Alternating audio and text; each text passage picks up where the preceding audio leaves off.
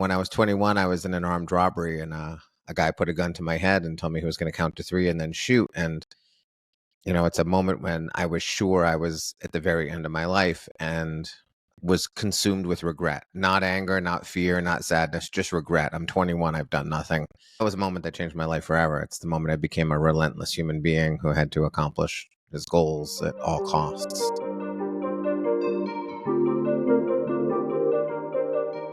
Welcome back to the You Can Too podcast. On today's show, we have an international best-selling author, elementary school teacher, a storyteller, a marketing and storytelling consultant, a blogger, a wedding DJ, a minister. I feel like I could just go on forever of all the things that you've done, and that's why it's amazing to speak with you. We have Matthew Dix on the show. Thank you so much for taking the time to speak with me. Your book, Storyworthy, was probably the best book I read in 2022. I want to start early on in your journey because you've had a lot of pivotal moments early on in your life that have really carved the person that I'm speaking to today. And I always like to start there because that's obviously how you get to where you are. So what were some of those pivotal moments in your early childhood that kind of developed the person I'm speaking with? That's a big question. Yeah. I could pick anything really.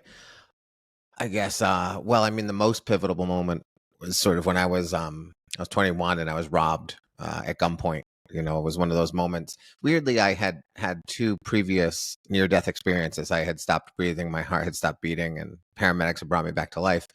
Yeah. They weren't as pivotal because it turns out if you're, I went through a windshield, and I died in the back of an ambulance and got brought back to life. If you don't know you're going to die, it doesn't mean as much to you, so it's odd, but the 2 times that I sort of died, I was unaware that the process was taking place. So it didn't leave much of an impact on me. It did, my therapist, that definitely primed me for the future. But, when I was 21, I was in an armed robbery, and a guy put a gun to my head and told me he was going to count to 3 and then shoot. And, it's a moment when I was sure I was at the very end of my life, and I was consumed with regret. Not anger, not fear, not sadness, just regret. I'm 21. I've done nothing. And now I'm going to go out and be forgotten. And thankfully, he pulled the trigger, but there was no bullet in the gun. He was torturing me instead of killing me. It's a weird sentence. Thankfully, he was torturing me, not killing me. But that was a moment that changed my life forever. It's the moment I became a relentless human being who had to accomplish his goals at all costs. So I guess if I had to pick something, that would be the one. Yeah. Yeah. I lost a lot of family growing up, and I almost died when I was born as well. It didn't have an impact on me because I wasn't conscious at the time, of course. So I can resonate with that, but definitely not to that extreme of an extent. I know there was a time in Brazil in an auditorium where a kid asked you a question, and it really prompted, I would say, an answer that probably wasn't really spoken about throughout most of your storytelling career. How did your goals change, the way that you approach storytelling, just the way that you approach life change after that kind of instance? Yeah, so I was in Brazil in an auditorium with like 1,000 kids, and I was just doing Q&A. And after talking for an hour to them, and they had studied me and they knew what I had done, this student said, you've written books and you speak on stages and you write every day on the internet. Like, you just do so much. Like, why are you doing it, essentially? And no one had asked me that question before. And, the answer hit me right away. I said, I think I am trying to get the attention of a mother who has passed away and a father who left when I was young and never came back. And then the room got really quiet. And I said, I think I'm having one of those moments we talk about where you have a story to tell about this someday. One of those pivotal moments in your life where you suddenly realize something you never realized before. So yeah, that was pretty profound, and it's true. And I think it remains oddly true to a certain degree to this day. Back then I guess I renegotiated my life a bit after that moment and realized I needed to start doing things for me and maybe for the people around me rather than the people who were no longer with me or the people who chose to not be around me. So, that to a certain degree changed the way I pursue my dreams, or maybe why I pursue my dreams. But I also continue to write to a father who doesn't write back to me. So, there is some of that still in me. Yeah, I heard that from the podcast with Ali Abdul, and I have to say it was the best podcast I listened to in 2023. Oh, thank you. You're obviously an amazing storyteller, so it makes sense. It was really captivating, and I wanted to listen to the whole thing. But to hear that story, it really impacted me in a massive way, because you speak about it in your book too, like thinking of the 100-year-old self. You don't really make decisions based off who you are today, but what your 100-year-old self would want you to decide. So how do you, and I know you've been asked this probably 1,000 times, of striving and also enjoying the process, because you do a lot, you juggle a lot. How are you able to almost make decisions for you now while also making decisions for yourself in the 100-year-old self? Well, I think some of the decisions we make in the now are for our 100-year-old self. Sort of like we live this moment because our 100-year-old self wants us to live the moment. Right. And sometimes we sort of don't take the pleasure in the moment because we recognize that, some good work here that isn't necessarily going to be as pleasurable as, whatever, fooling around and doing whatever is going to help me. So, this afternoon, I was getting ready to go ride the bike, an indoor bike I have for exercise. And my son was sitting on the couch and he had just finished this massive Lego project that took 2 days. And he said, "Please don't come and beat me up," which is his way of saying, "Let's wrestle." And I was like, I really want to exercise. And I had one of those moments where the 100-year-old self says, he was stuck a little, that 100-year-old version of me, which is exercise is important. Kid wants to wrestle. And I said to myself, I'll exercise later today because the kid might not want to wrestle later today. He's 11. So, he's a little quirky in terms of what he wants to do. So the 100-year-old version of me says that kid's not going to want to wrestle forever. So let's grab it now. You can grab a bike ride anytime. It is more convenient to ride my bike now in between this podcast and a podcast I recorded 2 hours ago. It'd be really sweet and ideal to exercise and get a shower and be ready to go. But I guess I got to go beat up my son for an hour instead, which is what I did. So it's that balancing act. I think most of the time, the things that we have to sort of say no to, the things that the 100-year-old version of us wants us to say no to, are the things that are not going to leave any lasting memory. So sitting and scrolling through social media leaves no lasting memory. I've never gone on TikTok because I'm sure it's fantastic. Yeah. And I'm also sure I will never regret not going on TikTok. It's the same as there's a TV show called Dexter, which I've never watched. I understand it's like a serial killer who kills bad guys. And my first novel is about a burglar who sort of breaks in and does things that steals things that would go unnoticed, but becomes sort of a guardian angel. He's a good burglar. He's doing good deeds. And people always tell me, you got to watch Dexter. It's kind of like your first book. And I'm always thinking, when I'm 100, am I going to be going, shoot, I should have watched Dexter? I don't think I'm going to be doing that. Just like I'm not going to be regretting my avoidance of TikTok or my, wariness of social media or all of those things that sort of suck away our time. So that's the balancing act I'm always thinking about is the moment I'm going to have right now going to have meaning or memory for the future? And if not, why am I doing it? Yeah, it's an amazing way to think about things. I think a lot of people have a tough time thinking long term because they want the instant dopamine, of course. And I've been blessed, and I think of it through that lens of I'm blessed that I lost a lot of family growing up to help me live with intention, so I can think of where I'm going to be, because I lost my father and uncle both at 37 years old. I'm 20. I feel like that's so close and so far away at the same time, and so it makes me think through a different lens. And the same thing for you when COVID happened and you're watching all the Marvel movies with your son. So I think it's a really admirable kind of perspective on life. And I know you had to grow up like really, really young. I guess the best way to see it, at 18, you were expected to just kind of figure things out. You were homeless for a period of time. What did growing up at such a young age almost teach you about yourself and what you're capable of? Well, I was the oldest of 5 growing up in the 80s with a difficult, really terrible stepfather and a mother who my wife illuminated me to this years later. After my mother had passed away, I was speaking about my mother and one of the struggling times she had as a parent, sort of talking about how she didn't really do a great job parenting. And my wife, who barely knew my mother before she passed, said, your mother was depressed her whole life, right? And it had never occurred to me ever in my life. But as soon as she said it, I went, of course she was. Undiagnosed, untreated depression her entire life, right? Boy, was that great for me to know, because I was able to sort of forgive my mother for some of her, some of the things she didn't do that I wish she had done. But because I was the oldest of 5 growing up in a sort of parentless environment, I really learned how to problem solve, take care of myself. A lot of my ability to speak on stages, and I'm very good at verbal sparring, I call it. I love fighting with people in a verbal way, actually in a physical way too, but I can't do that anymore. And I realized it came from my stepfather, who every single day I had to go to war with words. And for a long time, he defeated me constantly because I was 10 and he was 40.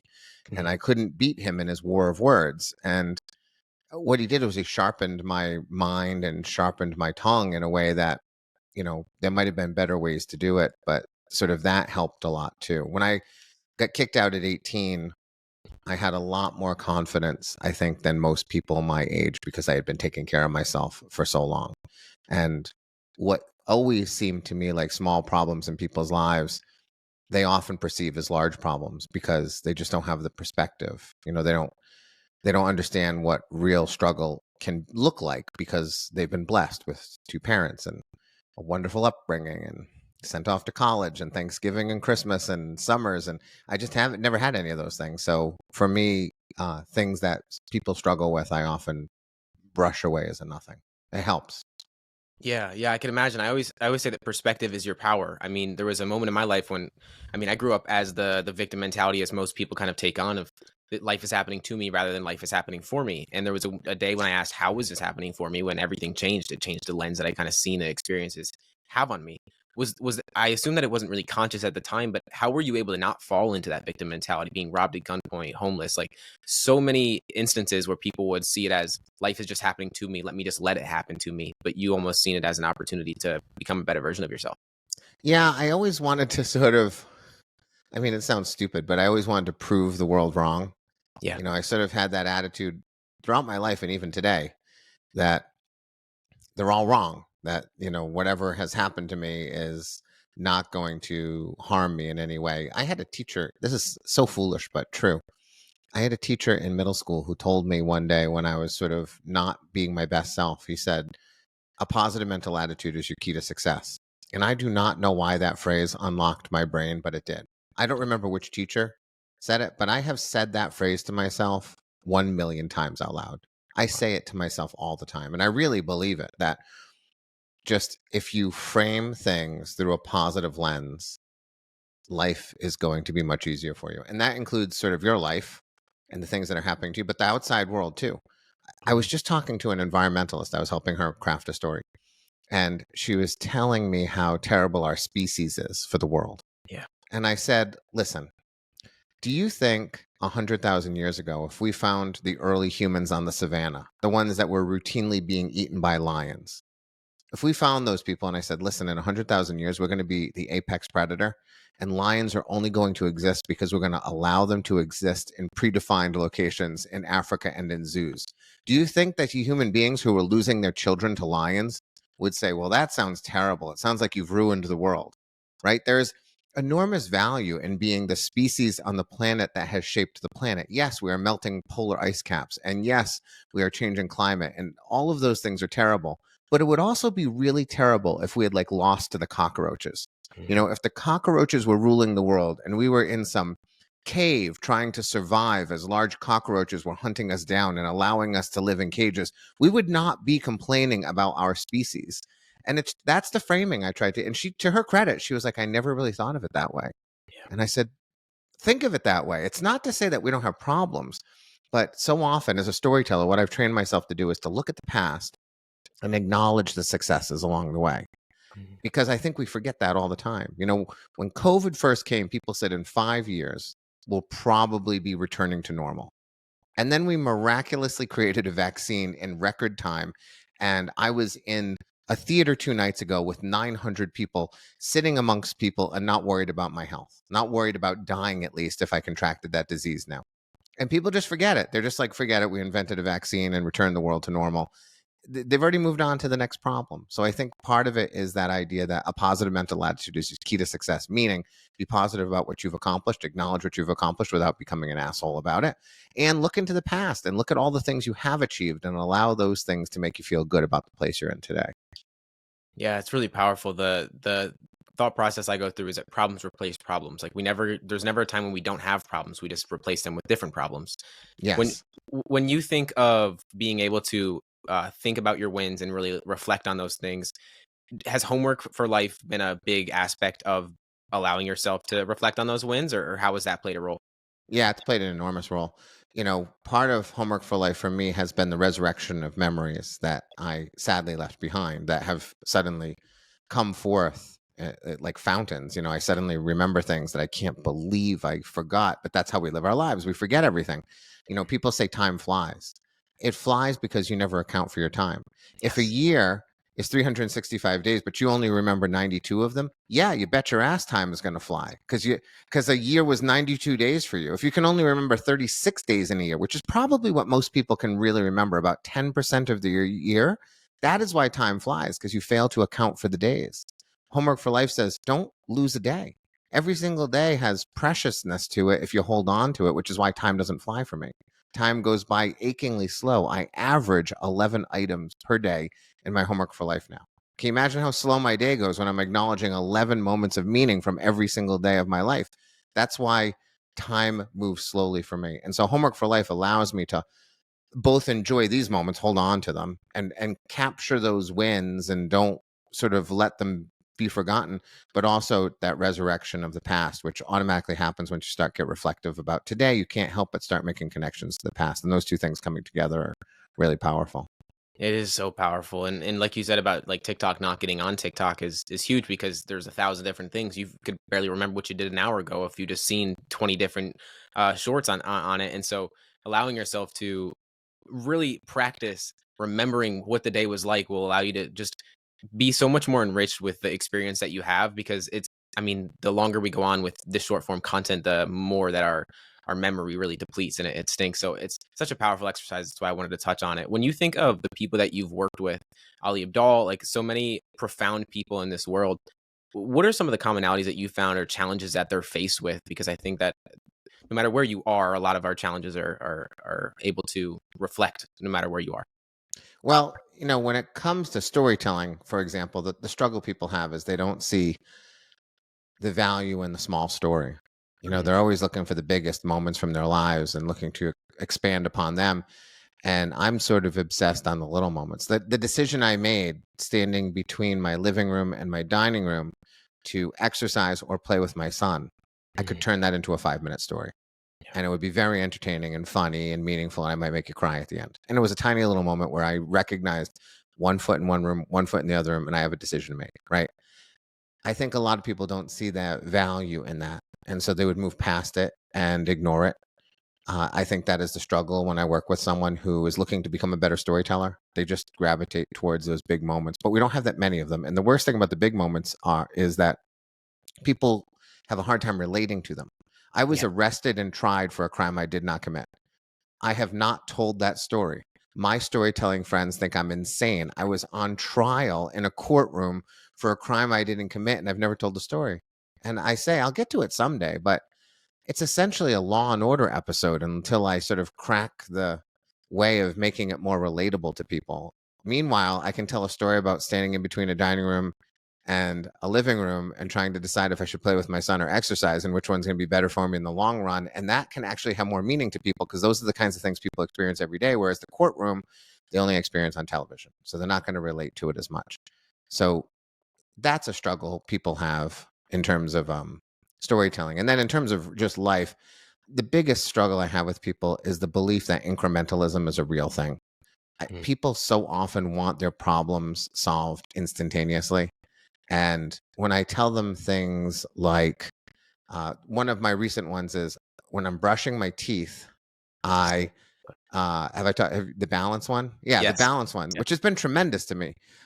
A year ago, I found out, oh, if I brush my teeth and I stand on one foot for the first minute and the other foot for the next minute, I'll improve my balance. And most people, as they get older, a lot of people die. A lot of older people die because they fall down. My favorite author of all time died because he fell down. Kurt Vonnegut falls down 3 steps in the back of his house and dies. And even if you don't die, you end up in the hospital. You get some hospital virus and you die. That's just how people die all the time. So improving your balance, when you're me at 50 is going to really benefit you at 70. I can't believe the balance I have now when I'm brushing my teeth every single day. But so many people don't see the value in that incrementalism. They'll be like, all right, that's a little thing. And I'm not going to stand on one foot. My wife calls me a flamingo. She's like, he brushes his teeth like a flamingo, one foot up. But I did it for my students the other day. I got up on one foot and I was twisting around and they were astounded at my ability to balance on one foot. And it's incrementalism. It's twice a day for a minute on each foot is all it took. And now I have exceptional balance on each one of my feet. So it's so hard to get people to buy into that because they just don't see a minute being valuable. It's the idea that we think about days as 24 hours, which is the stupidest way to think of a day. A Right. day is 1,440 minutes, which is the way we should think about them. Because when you think about it in 24-hour blocks, then you divide your day into 24-hour blocks. I divide my day into 1,440 blocks. Now, admittedly, they're connected. So 5 of them get blocked off. And right now we're going to block off about 60, which is about an hour. But if you think about time in terms of minutes rather than hours, you don't lose time. You don't like walk in at 10 of 2 and decide, well, at 2 o'clock, the football game's starting. So I will basically do nothing for the next 10 minutes. At best, I'm going to scroll through social media. I'm going to futz around the house. I'm going to waste my time. Whereas I walk in and go, all right, I got 10 minutes because I think in terms of minutes before I start thinking in terms of hours.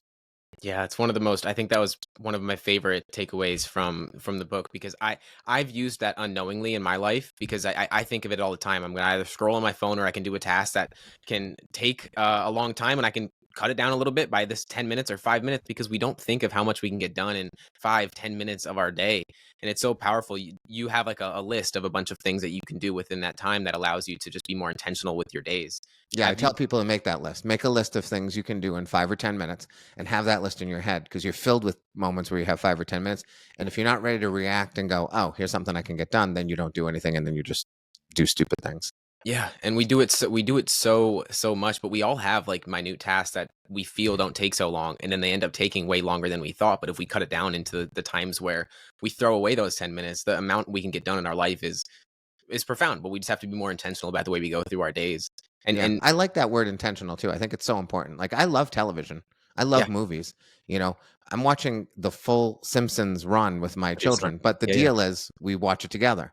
yeah, We have to watch the new episode together and we talk about it afterwards. That's intentionality, right? You mentioned during the pandemic, my wife, my son, and I watched all the Marvel movies in order. I had never seen them before. We watched them in order. It was a great pandemic memory for us. And now my daughter actually has gotten around to it and she's watched all of them and she now comes back to us and talks to us about them. But we don't just sort of like go to our corners of our house and engage in media individually, which is what happens in families these days. We watch with intention. There's a show called Abbott Elementary, which is a television show about elementary school. I hate it. I think it's a terrible show. I think it's ridiculous. But my kids like it and they want to watch it. And so I watch the terrible show with them because I know I don't want them going into their 4 corners and watching their own shows. We watch it together. Even if I don't like it, I'll deal with it. I will admittedly have a laptop on my lap and I will be doing some mindless data entry or something while I'm watching the terrible show, but at least we can talk about it. So that intentionality. So even when we're doing things that we enjoy, and I do a lot, I always try to convince people, listen, I know I sound like a workaholic, but I play more golf than anyone I know. I go yeah. to more Broadway shows than anyone I know. I go to concerts. I go to baseball games. I'm a Patriots season ticket holder. I play with my kids all the time. My wife and I go on dates all that. We do all of those things, but we do it because I'm intentional with my work time so I can really be intentional with my playtime. That's it. That's exactly it. Is when you those 10 minutes throughout a day is ends up being an hour, and other people are throwing it away. You're using that so that you don't have to feel guilty, or don't have to feel like, oh, I should be working when I'm at a Patriots game, or whatever else is going on. I always find myself, if I don't have a plan for the day, and I'm not intentional about what I want to do, whether that's watching a movie or actually doing work, I just feel disgusted. I just feel gross because I'm not being intentional. I always think of losing family, or just how I'm going to feel at the end of my life. I really hold that within me, and I think the word intentional is the best phrase that I can use to kind of explain it. And you're so right about the incrementalism, because it's so important. I mean, you've been writing since every day since you were 17, right? Yeah, every Like, single day without yeah. missing a day. It's crazy, but true. Yeah, how is that? Or one, how have you been able to stay consistent? And I'll start with that because I have another question on top of that. But how have you been able to stay consistent when everything's just been like, you have so many things you have to do, right? Like, you have so Right. many different jobs and so many different things that you have going on. You have kids. People can use all the excuses in the world, but how have you been able to stay consistent? Well, when I was 17, I was getting kicked out of my house. So it sort of was done out of panic, sort of, because I had recognized one day in class that writing had oddly sort of changed my future a little bit. I had a moment in a class where writing actually made an impact on people, and I thought, Mhm. well, maybe this can save me someday. So I started writing really out of a panic that I'd better get good at this and I better learn how to do it. So I started writing every day. I started writing as a business. Actually, in high school, I started writing term papers for my classmates. I would write their papers and type them for even more money because we weren't computering them back then. Yeah. So part of it was for money. And then when I get kicked out, I moved in with a buddy who was going to college for computer programming. And I ended up on BBS systems, which were the early versions of the internet, localized internet. And I would actually write for like 130 people on a localized BBS. And I'd be writing articles on that for them. And I have diaries. I just wrote diary after diary. So I got piles of those still saved that I can go back to and reference my life. When I get to college, I'm writing every day because I'm taking 2 full-time degree programs all the time. And part of it is creative writing. So I'm writing constantly. And then eventually, I get to the point that I'm writing a blog starting in 2003, I guess, or 2005.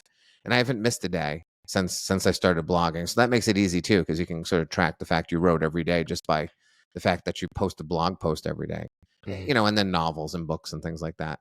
But it's just the idea that I'm going to write because I understand incrementalism again, that the best way to become a writer is to write sentences. Essentially, every writer is a person who is writing sentences that connect to other sentences that bring meaning to what you're trying to express. And so, although there's a lot of books out there about how to write, I don't think it's very different than sort of running or lifting weights. You just keep writing sentences, and eventually those sentences become better than the sentences you used to write. And so I saw it like that right away and kept me going.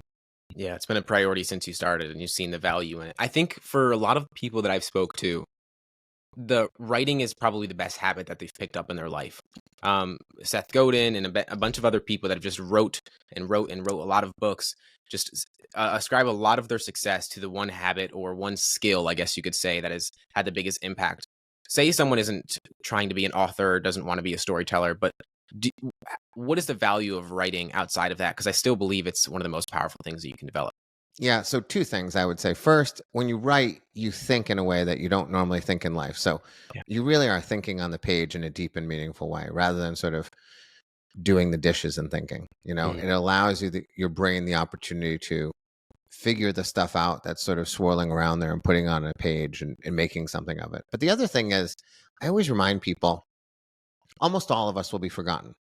If we take the year 1803, there's a tiny handful of human beings who are alive then that we even remember. Like even us, you might know the names of your great-grandparents. Maybe. I don't. And if you know the name of your great-grandparents, you definitely don't know the name of your great-great-grandparents. That's not that long ago. Yeah. And they are like pretty directly attached to you.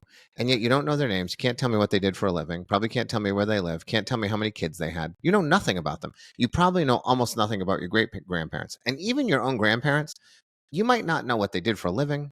You might not know where they grew up. You might not know like what their passions were. There's so much that has been lost to time. Everyone gets forgotten unless you solve a problem and create a vaccine or win a war or get elected to a high enough office that you can be remembered. Even when you're remembered, in my town, there's something called the Mortensen Community Center. I know it's named after someone named Mortensen, but damn if anyone knows who that person was these days, right? But writing can actually guarantee you that you'll be remembered. If your great-great-grandmother every single day sat down and wrote 2 sentences a day, even if the sentence was like, my husband is an idiot, why did I marry this man? Next day, made beef and barley soup, my husband is still an idiot. Like if that had just been it and she had written that, your house catches on fire, you save your family, you save your pets, and then you save that. It's the most valuable thing you got. Your family treasures it forever, right? It goes generation after generation, probably ends up in a museum someday. You get remembered through writing. If you want to be forgotten, don't write. You will do a wonderful job of being utterly forgotten by this world forever if you don't commit your ideas to paper or to a screen, and ideally to a screen and then to paper, because there's no guarantee that these screens are going to be around forever. So, create a physical object from the work that you're doing so that can be persisting on even when Amazon's servers all crash in some terrible hacking nightmare. But you guarantee memory of you, and that's even if you're not interested in it, you're like, I don't care. I'm not mythologizing myself. Do it for your future generations. I'm pissed at my great-grandmother that she didn't write. I'm annoyed that I don't get to know her in any way whatsoever. Like, they didn't bother to put things down for me to know about them. And that's annoying to me today. So at least if you don't want to do it for yourself, you do it for your future generations who do want to know something about you. This podcast is kindly brought to you by Magic Mind. Now, if you're anything like me, you love coffee, but you hate the jitters that it gives you in that 2 p.m. slump in the afternoon when you still have a lot of day left, but you're not able to be focused throughout that time. And this is why I love Magic Mind. I've been taking it with my morning coffee. It's a small productivity shot that I absolutely love. It's with matcha, which takes longer to release in your body. So instead of feeling slumped at 2 p.m., you actually have that intentional focus and it reduces stress. So I take it with my morning coffee. It helps me drink less coffee, but actually feel focused and not wired throughout the day, which is so impactful because if you're a podcaster or you're taking calls or you're just in general, you need to be focused and have that mental energy. It's been something that's really helpful for me. I've been using it for a few weeks and I guarantee that you will like it. So if you're anything like me and you want to feel focused but not wired, you can go to magicmind.com/youcan2 for 56% off. Yes, 56% off your first subscription. And for your first one-time payment, you can get 20% off, which is insane to say the least because they have a 100% money back guarantee with no questions asked. And instead of waiting 3 to 5 days for that money back, they'll refund you in 3 to 4 hours because they believe in it. And I believe in it so much. So that's magicmind.com/youcan2 for up to 56% off your first subscription. And if you already use Magic Mind, you can get a discount off your next subscription payment as well. So it's magicmind.com/youcan2. Try it for a few weeks, see if you like it. I bet you that you will, and you will feel a lot more intentional with your day instead of just so wired and really just exhausted by the end of the day. Back to the episode. Yeah, I love that perspective. I always think that legacy usually doesn't matter because if you expand long enough, no one's going to remember you. Like Abraham Lincoln probably won't be remembered in 100, 200 years from now. So why even, like, I think a lot of impact in the way to just leave the impact that you want to leave. Don't think about the impact that you're going to have because it will be forgotten regardless. But I love that perspective as well. I know when you got into storytelling, it was kind of just friends just said, go do this thing. And you kind of jumped into it. And you've said yes to a lot of things. And you talk a lot about that. I think for a lot of people, we say no and we admire or we want to believe that we're too good to take on too many different things kind of thing. And I think that the way that you see it, the perspective that you take is really, really valid. Why do you feel saying yes to things is so powerful? Well, I think when you say no to something, it just reflects enormous and foolish hubris that you can predict the future. When someone asks you to do something and you say no, what you're really saying is, I'm smart enough to know that this is not going to be something for me. And I just think that's a stupid response to have. A yes doesn't have to stay a yes. A yes can become a no. Essentially, what happens in life is you're offered an opportunity. Like I was offered storytelling. I wasn't really that attracted to it. I was like, all right. My friends told me I should go because I've died twice and had a gun to my head and was homeless. And that's just the tip of the iceberg. Right. So they were like, go tell those stories. And I was like, yes, I'll do it once. Right. And what actually happened was somebody cracked a door open for me and invited me to walk through it. And the fool says, nope, that's not for me. And they pull the door closed. Right. The wise person steps through the door and says, all right, let me see what this is about. And they spend some time on the other side of the door. They say yes, and they walk through the door. And if that proves to not be something they want to do, they can look around, they can give it an honest attempt, and then they can go, no, actually, this is not for me. Go back through the door and close it. But you've given it a try. So often in life, though, we're asked or given an opportunity to do something, and we just say no. My friends asked me if I wanted to play pickleball. And I thought, no, I don't want to play pickleball. But then I instantly said, but I will try it. Yeah. And it turns out my wife and I play pickleball. My buddy, actually, I have a friend who maybe 5 years ago texted me. He said, hey, I want to do stand-up. Will you do it with me? And I texted back, no, I don't want to do stand-up. Stand-up audiences are mean and rotten people. And then if you can go back and see the text thread, 32 minutes later, I text him back, yes, I'll do stand-up. Because I knew I had to say yes, even though I didn't want to do it. Now, like a month ago, I was in the New York City Comedy Festival doing stand-up, and 2 weeks ago, I was opening for a musician in Boston doing stand-up and being paid to do stand-up. The guy who asked me 5 years ago, though, to do stand-up with him, he has yet to do stand-up. Yeah. He had the idea and then was too afraid to walk through the door. I was afraid to walk through the door. I remember my first night of stand-up. I did not want to do it. I hated every minute of it. I even didn't like it after I had done it. But I thought, it was not terrible. And there was one moment in that stand-up routine, that first one, I'll never forget. There was a moment when I thought of something on stage and said, well, I'll toss this in. And it got a huge laugh. And I heard my wife laugh at it. And I was like, well, if I can have that again, that I only liked like 9 seconds of that first 5 minutes I did, but maybe I can expand the 9 seconds. And if I expand it, it'll be better. But most people don't walk through the door.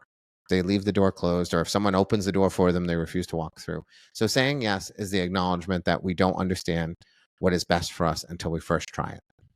I absolutely love it. I believe in that so much. I think that we have this idea that we know, and I continue to say it, and I'm probably end up going to get it tattooed on my body is I don't know, because it just is a reminder that we often make decisions based on this idea that we hold in our mind, that this concrete idea that I know what's going to happen, but we don't know, and that's why I love that perspective. And it is true. I think we have this part of ourselves that doesn't want to be seen trying things. Like you have to be able to stumble in the beginning to end up running at something. You have to be able to look like a fool in order to succeed, but we don't want that period of looking like a fool. Like I say, with this podcast, started in my car. Now I'm speaking with a best-selling author that I absolutely admire immensely with the books that you've written and everything that you've put into the world. I know the spotlight effect is a big part of that, of course. How have you been able to help people, even through consulting, to overcome that idea that we hold in our mind so much, that this is the death of me if I mess up or if I fail?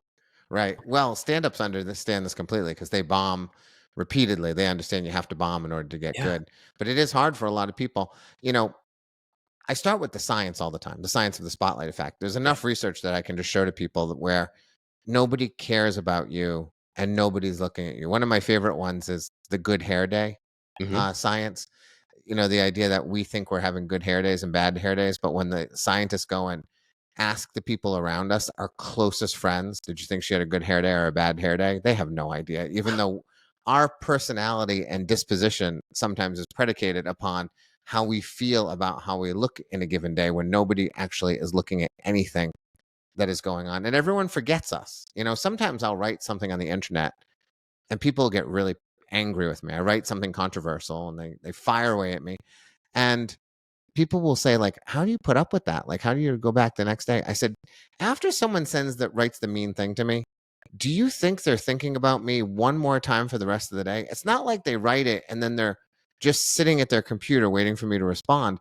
They wrote it and then they had a bowl of Cheerios and then they hung out with their kid and then they went to work like, so little attention is paid to us as opposed to what people think. And so I try to desperately help people understand that. And then I give them opportunities to fail, because the failing and the recognizing that no one cares that you failed is really important. One of the best ways to start to understand that is you tell stories about your failures. And when you start telling those stories and you realize that people appreciate them, suddenly the failures don't feel so bad. I have many times walked in the door of my house and said, honey, I just did a terrible thing. It's going to be a great story. And she'll say, like, great, can you put away the dishes?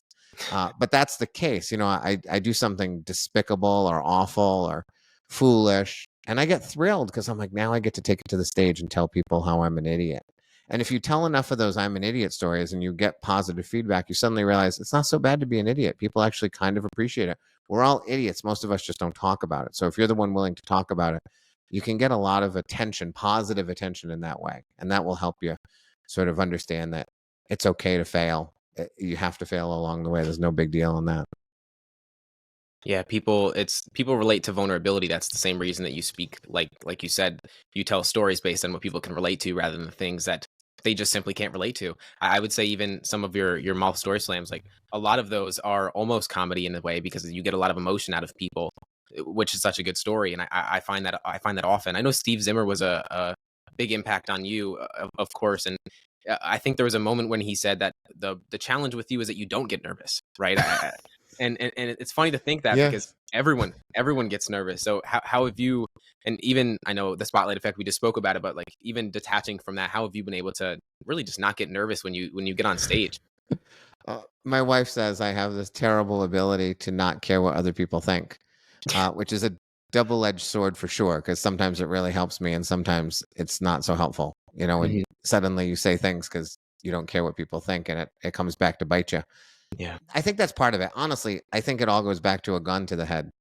There's no reason for me to be nervous standing in front of 300 strangers on a stage, because I once had a gun to my head and I thought my life was over. So how bad can standing on a stage and talking to a microphone really be? And so it's that perspective. It's that looking back. It's the acknowledgement of the things that I've overcome that allowed me to be in this place right now. There's also a degree of, I guess there's a degree of expertise that I bring to it that helps me a lot. When I told my first story on stage, I thought I was kind of telling my first story on stage.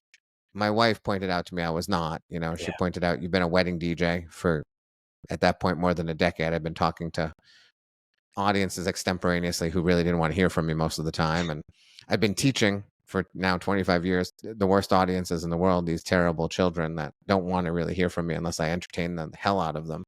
Even as a Boy Scout, I went to my camp and brought my family recently. And when we went into the dining hall, I saw the stage and I went, oh, I used to stand on that stage all the time. They used to have me call the tables, like table 3, it's time to eat. But then I'd throw in jokes and stories in between. I wasn't required to, I just did. And I understood, I've been doing this for a long time. I just didn't know I was in preparation. So that helps. When I'm trying to help people overcome nervousness, part of it is if you're prepared, that's going to help a lot. If you are not prepared, you're probably going to be nervous, and rightfully so. If you're not prepared, things are probably not going to go very well for you. So, a level of preparation, a level of expertise certainly helps too. But ultimately, I know in the end, I have attended, I don't know, 160 Moth story slams. The number of stories I can remember where I remember the story and the person, there's not that many. I remember lots of stories, but I can't tell you who told them most of the time. And even if I told you, even I can remember, oh, it's the lady with the scarf. I don't know the lady with the scarf. I'll never see her again in my life. Why would she care what Matthew Dix thinks about her while she's telling a story? So I keep those things in mind too. Yeah. When you won the first one, I assume that your goals kind of shifted around what was possible for you. I know that you seem to be a process oriented goal setter rather than a outcome goal setter. I know that I know December is your favorite time of year. That's the time when you set the goals and everything. How have your goals shifted from that first story slam to now winning just so many? Like, you're the best storyteller of all time, like, easily. You're very kind. Well, I don't believe in those. I believe in the process setting goals. I actually was working on it today. Awesome. But I always do reserve a few of my goals for sort of being results oriented. And one of them is those Moth story slams. I got to win one a year. I got to win a grand slam every year. I didn't win a grand slam this year. I failed that goal. And I had a lot. I competed in 4 of them. I came in second in 3 of them. So I like a few of the results oriented ones because sometimes your process related goals are just too simple.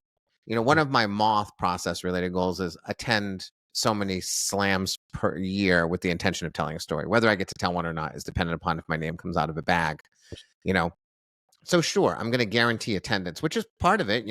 They say showing up is 80%, right? So I'm going to show up. I'm going to put my name in the hat. I'm going to be ready to tell stories. But I feel like if I actually want to be a great storyteller, I do have to say at the end, I should win a few. I should continue winning. Yeah.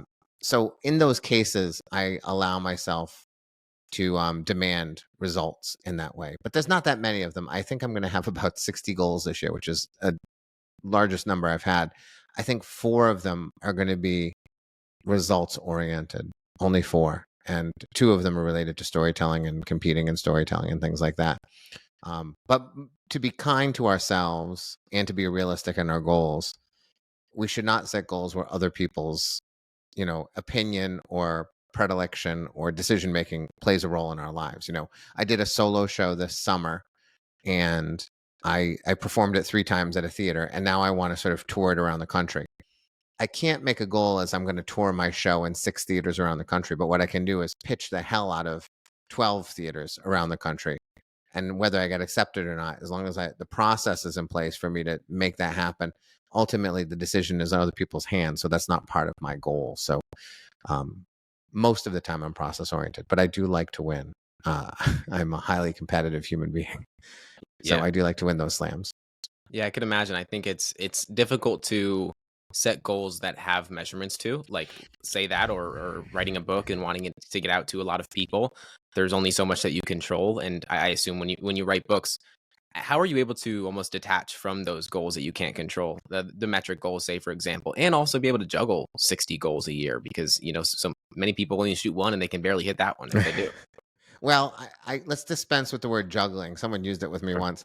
What I tell people, I had a reporter say, "How do you juggle so many balls at the same time?" I said, "I don't. That'd be stupid." I Yeah. said, "I have a whole bunch of balls in front of me. Some are bigger and some are smaller. Like my kids are big, and brushing my teeth and standing on foot is a small one. But I pick up a ball and I play with it for a while, and then I put it down and I pick up another ball. I'm not juggling. I just have a large field of balls in front of me that I'm happy to pick up and toss around.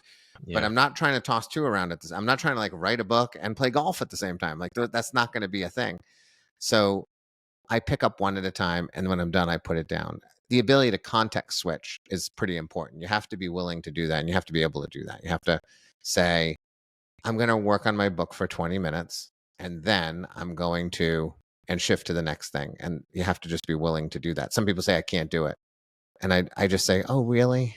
Like during World War I, there were men in trenches being bombed by enemies. They were wearing gas masks in the mud, and they were scribbling on pieces of paper trying to write books that they might someday publish if they survive the next battle. And you can't work for 20 minutes on a book and then switch to something else. Like, poor you. That's not a real thing. That's just how I prefer to work. Or these are mostly people who want to have written but not actually do the actual writing. They just want it to be produced in some magical way rather than having to put in the work. So I don't juggle at all. And I don't think people should think about it as juggling. They should think about it as, I've got a bunch of things I got to take care of, and I'm going to do them in the order that makes the most sense for me. Yeah, that's a much different perspective on the way that you handle things, because that does make a lot of sense, with especially just with school and DJing and everything that you've done.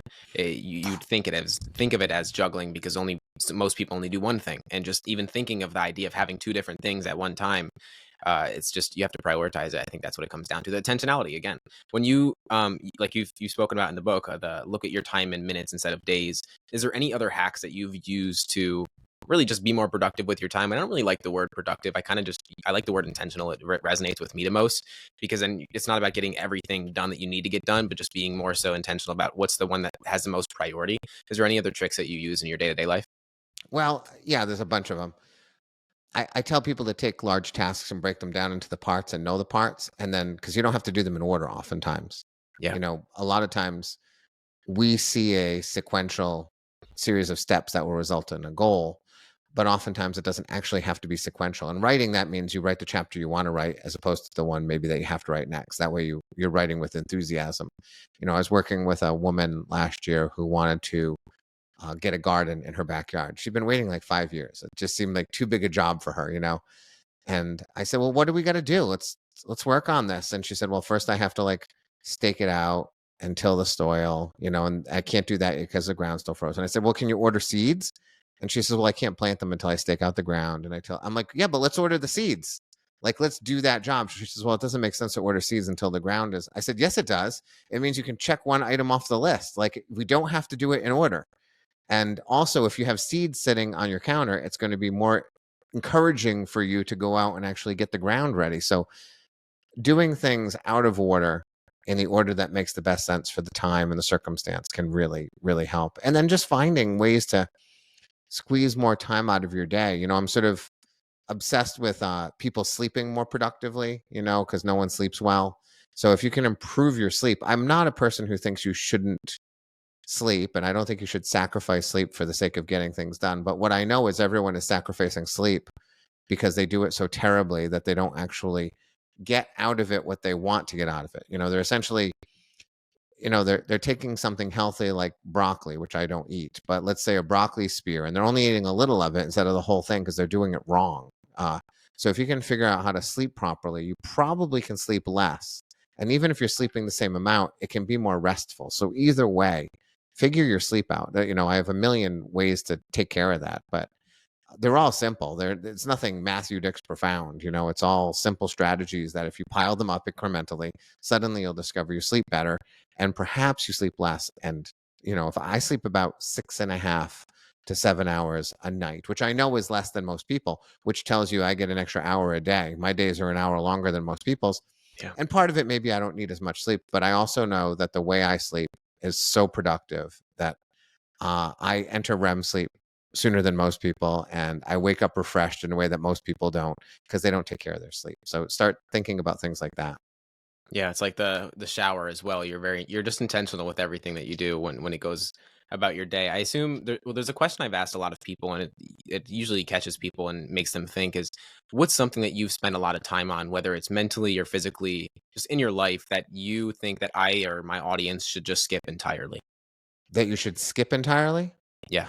Yeah, you're right. That's interesting. Something I've spent a lot of time in my life on. So something I'm doing that I shouldn't be doing. Yeah, or you think that your 100-year-old self would reflect back and think maybe I could have made a different decision on that and not spent so much time doing that. And I think of mental energy or physical energy because it goes back to the intentionality of things. Yeah, well, I'll talk about something I've shifted, I guess, then. Okay. For a long time, I live in Connecticut, so I'm Mm, equidistant from Boston and New York, just about. I'm 2 hours from Boston, 2.5 from New York, depending on traffic. mm, And early in my moth career, I'd have to go to New York or Boston. I still do all the time. I'll be in New York tomorrow, and I was in Boston last night or 2 nights ago. Earlier in my career, I was popping in my car, driving to New York, doing a story, coming home. Essentially, I would leave work at 4. I'd arrive in New York around 6:30. I'd get into the theater. I'd tell a story, and I'd be home by 11. I'd be gone basically from 4 to 11. mm. And it was valuable to me. I would listen to books on the way. I would tell a story. I'd meet my friends. I'd hang out with them. I'd head home. About 5 years ago, I decided I didn't want to use so much time in my life driving alone back and forth to these cities. And so I began assembling a crew of people who I like, who also enjoy stories.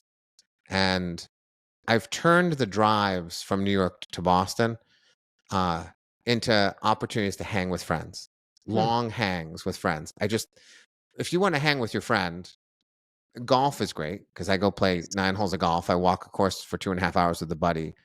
Great hang, and you get some exercise. I put weights in my bag, incrementalism. So and I carry the bag on my back like I'm getting exercise, all those things. Yeah. But a great way to hang with your friends is to just get in a car because you can't do anything but talk, and maybe go through a drive through and eat a cheeseburger, which is also pretty damn great. So, like 5 years ago, I decided I shouldn't be driving to New York and Boston on my own, even though it's great. I'm listening to these books, these podcasts.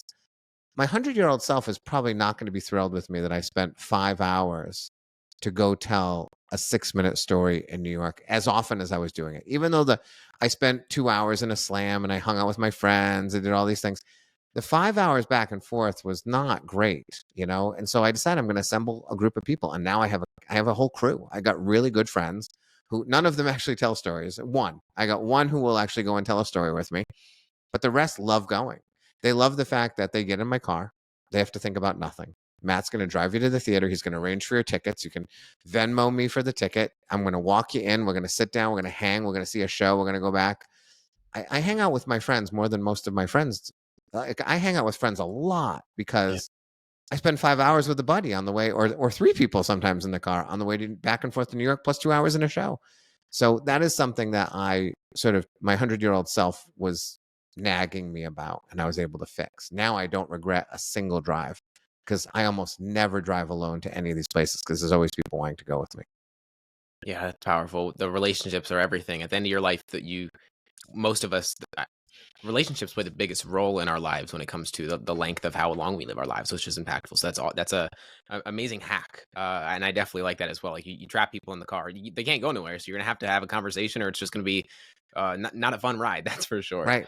Yeah. Now, there's two more questions I have for you. One is the opening for your book is a lot about hope, and I think belief is a big role, and it's a big role in this podcast, and that'll add to the last question I ask. But what has played the biggest role in your belief within yourself? Of course, you've built a lot of evidence through all the experiences that you've had, but what's that role?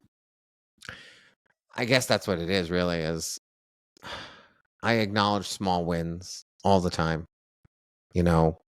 just little victories. And little victories give me a lot of hope. Acknowledging the state of the world gives me a lot of hope. My wife struggles with it. She looks at the world and she just sees a disaster. And I look at the world and see problems surrounded by achievement, Mm, problems surrounded by remarkable progress in this world. I'm constantly reminding people when they tell me we're living in like this difficult time. I say in 1970, my father was drafted into Vietnam. He was sent to a foreign country and he was shot at exposed to Agent Orange and had subsequently awful heart disease as a result. He was sent to a war by a president who faked a Gulf of Tonkin incident to push us into the war, right? And when he came back, he was underappreciated. And he lived in the 70s where interest rates were 22%, in a terrible time filled with like really bad shag rugs and terrible music. Like, it was a terrible time. And if I asked my father, who won't talk to me, but if I asked my father, would you rather be alive today or in 1970? I think he's taken today, as terrible as it might be. Or just go back to 1861 on some plantation in the South and say, listen, what would you prefer? It gives me a lot of hope to think about the progress that human beings have made. And we need an enormous amount of progress more to make this world what we would dream it to be for our kids. But I find hope in all of those little things. And in the achievement of others. I wrote today somewhere, 7 years ago, Billie Eilish was doing her first festival, her first music festival. Like 7 people attended it. And she was playing songs that are on the radio today at a music festival 7 years ago, where there was like a smattering of people at the music festival, and she was doing the job. And I am quite certain that Billie Eilish did not predict what was going to come 7 years later, but she was doing the work, right? She was a process-oriented artist who was writing songs, performing songs for whatever audience she could find. And now she is where she is today. And I think that a lot of people quit if they're Billie Eilish and they go to a music festival and nobody shows up to their songs, right? A lot of times it's the idea that you didn't fail, you just quit after 6 months. Yes. Right? And so I find hope in people like Billie Eilish. And I say, well, if she decided after that terrible music festival that she was going to play that again, how could I not go and try to do the next thing I want to do?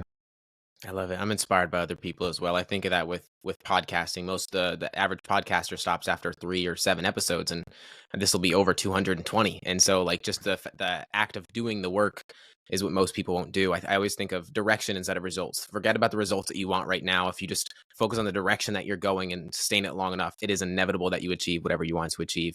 Because the only failure is the only failure when it's final is when you stop, not when you fail, because it's just feedback to get better, to continue to grow. So I absolutely love that. There's one last question I ask every guest. My question for you is, what belief are you currently unlearning? What belief am I unlearning? Give me a sec.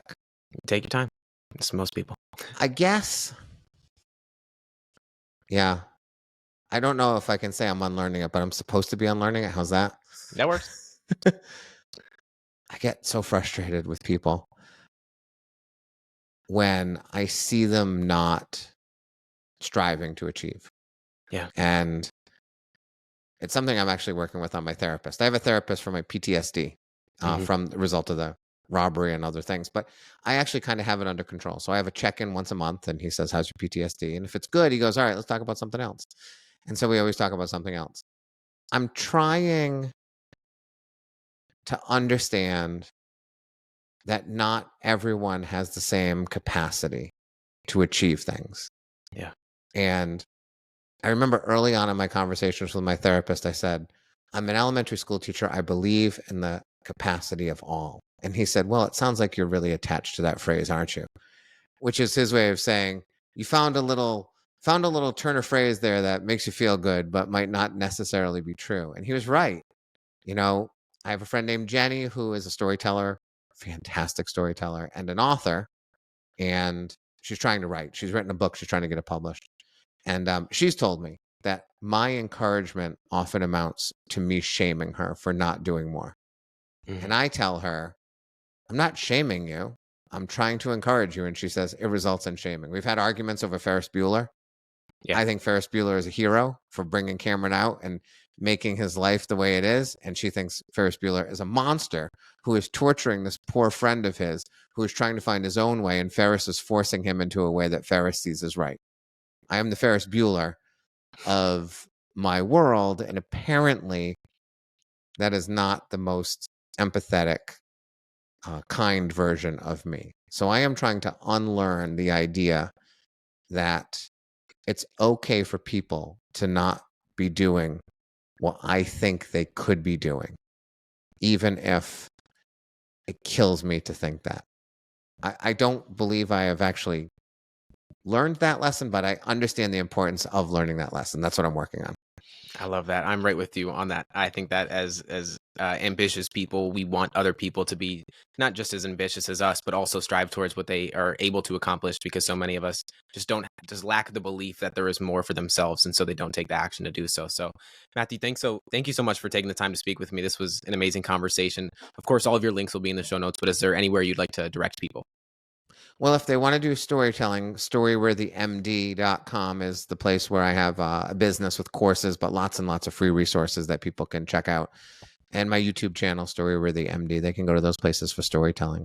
Awesome. Thank you so much. Yeah, thank you.